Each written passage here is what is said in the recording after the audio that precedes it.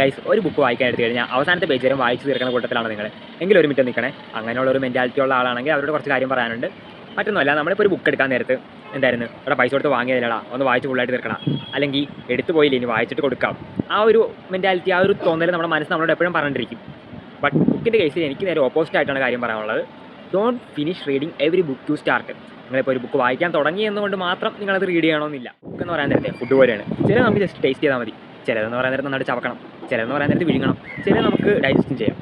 അങ്ങനെയാണ് നമ്മൾ ബുക്ക് വായിക്കുക. അതായത് ചില ബുക്ക് എന്നൊക്കെ പറയാൻ നേരത്ത് ഭയങ്കര അറ്റൻഷനോടുകൂടി വേണം വായിക്കാൻ, ഫുള്ളും വായിക്കാൻ. ചിലതെന്ന് പറയുമ്പോൾ ജസ്റ്റ് ഓടിച്ചിട്ടാൽ മതി, ചിലതെന്ന് പറയുമ്പോൾ ഫുൾ പേജും വായിക്കേണ്ട, കുറച്ച് പേജ് വായിച്ചാൽ മതി. ചിലതെന്ന് പറയുമ്പോൾ അവിടെ നിന്ന് ഇവിടെ നിന്ന് ചില ചാപ്റ്ററുകളായിട്ട് മാത്രം വായിച്ചാൽ മതി. നമ്മൾ പലരും ബുക്കിൻ്റെ അകത്ത് എന്താണെന്ന് അറിയാതെ ആയിരിക്കുമല്ലോ അത് വായിക്കാൻ എടുക്കുന്നത്. സോ ഒരു കാര്യം ചെയ്യുക, ആദ്യത്തെ ഒരു 3 ചാപ്റ്റർ വായിക്കുക. അത് കഴിഞ്ഞിട്ട് എന്തായിരുന്നു നിങ്ങൾക്ക് വെർത്ത് വൈൽ ആയിട്ടുള്ള എന്തെങ്കിലും ഇൻഫർമേഷൻ അതിൽ നിന്ന് കിട്ടുന്നുണ്ടോ നോക്കുക. അല്ലെങ്കിൽ നിങ്ങൾ ആ 3ാമത്തെ പാഠം വരെ പിടിച്ചിരുത്താൻ പറ്റിയ എന്തെങ്കിലും ഇൻട്രസ്റ്റിംഗ് ഇൻഫർമേഷൻസ് അല്ലെങ്കിൽ ക്യൂരിയോസിറ്റി ആ ഒരു പാഠങ്ങൾ നൽകുന്നുണ്ടോ നോക്കുക. എങ്കിൽ മാത്രം ബാക്കി വായിക്കുക. അല്ലെങ്കിൽ